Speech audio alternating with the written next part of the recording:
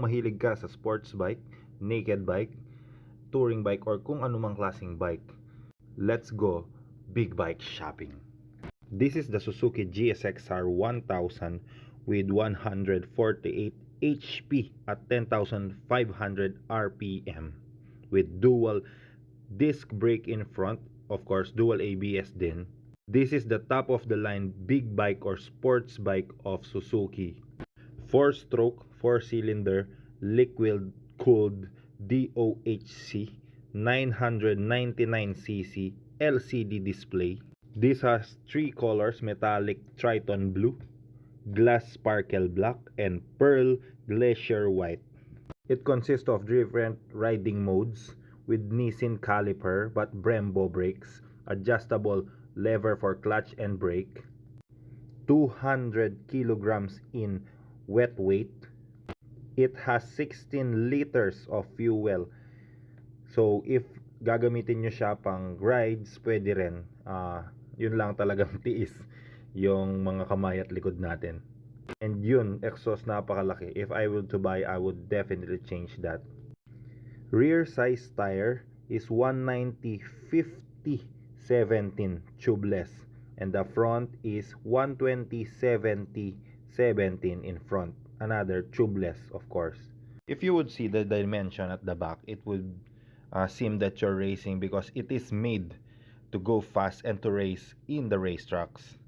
This kind of bikes, they made them so that we as enthusiasts can still enjoy them in our daily streets, daily rides, or long rides if we must or if we want to, like what I do actually.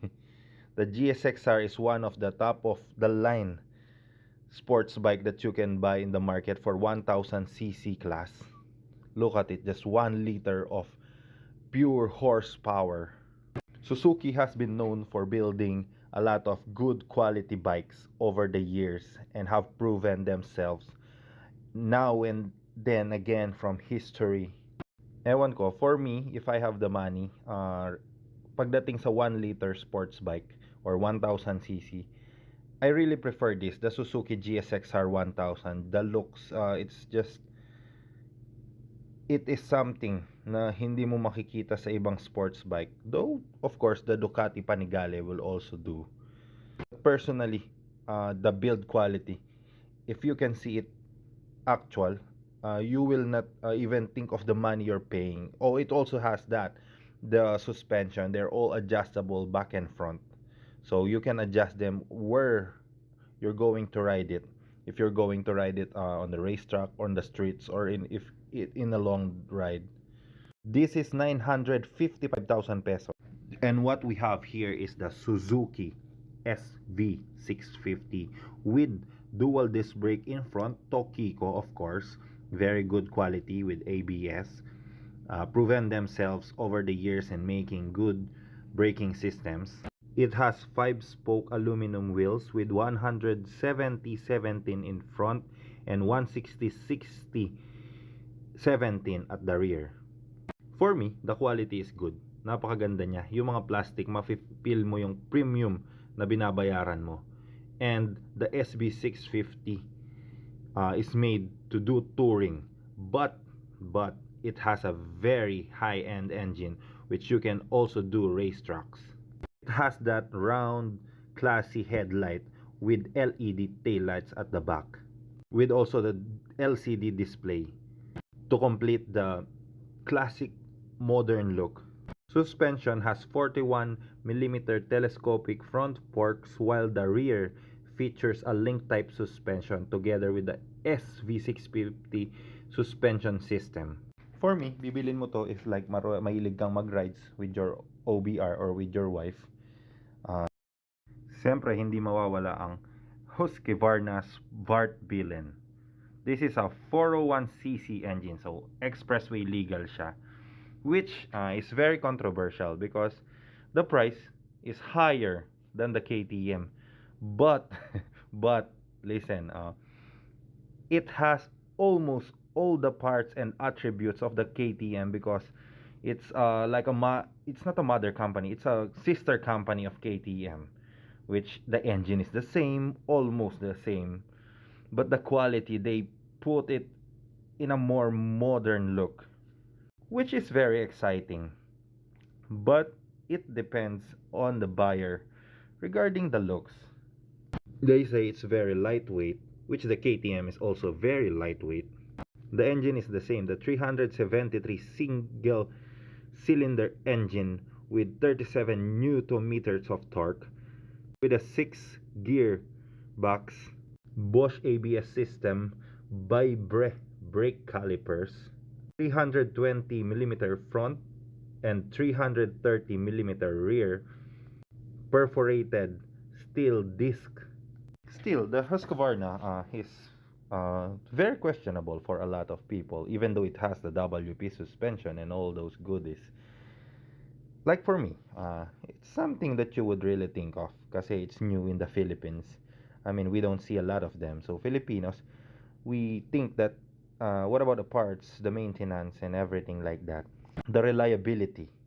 But if I would be given one or been able to purchase one, the looks is kind of different, but I would trust it because it's a KTM. We all know that the KTM brand is really going to the top of the chain.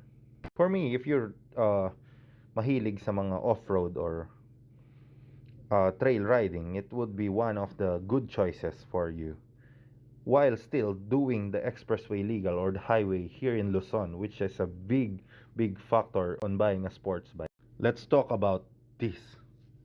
Not the seat. I mean, the seat is big. It's a little more comfortable, but this, the NK400, for guys like me that are enthusiasts, like go very fast, the NK400 is a good choice. It's one of the choices that pop ups again when you talk about big bikes, the starter bikes for 400cc class. Why? First, the looks. It checks almost all the boxes, the LED, the LCD display, the character of the bike, the options that it gives you. It even have a rider mode. The price point, it's 220,000 peso. It's very okay, not cheap, but okay for a 400cc with parallel twin engine. CFMOTO has been really reliable for most owners that bought it when it started like 2018 here in the Philippines. Gives you a dual disc brake in front, uh, good set of tires, and just the looks. I mean, how they put it together. I almost bought this bike, almost. And look at that, the LED headlight. It looks amazing. It almost look like a KTM, which is the designer part. The KTM designer, same with the CFMOTO. Let's stop talking about the Chinese bikes like they're bad because most Italian or some most Japanese and some Italian use Japanese manufacturers to build their machines. So Chinese motorcycles are very good now. They even give, look at that, the suspension is adjustable. For the specs, you can just Google it. Let's talk about more why you would buy this. If you're starting with a 400cc sports bike, the weight is a little heavy for 200 kilograms, but manageable if you are, say, 5'7" or 5'8" up, because 200 kilograms is a little heavy, especially if you're a starter.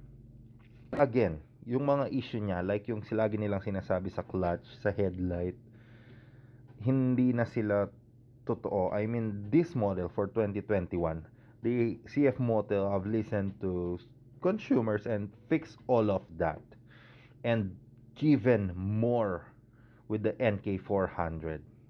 Expressway legal nga pala tong NK400 with adjustable levers. Para kanino nga ba yung NK400? This is for guys like me na gusto mag-expressway or girls na gusto mag-expressway with 400cc sa ORCR. But yun nga, yung sitting position niya, kaya hindi namin binili to kasi yung sitting position niya, if may angkas kayo at hindi siya matiisin, medyo matigas, mahirap umakyat kasi mataas siya.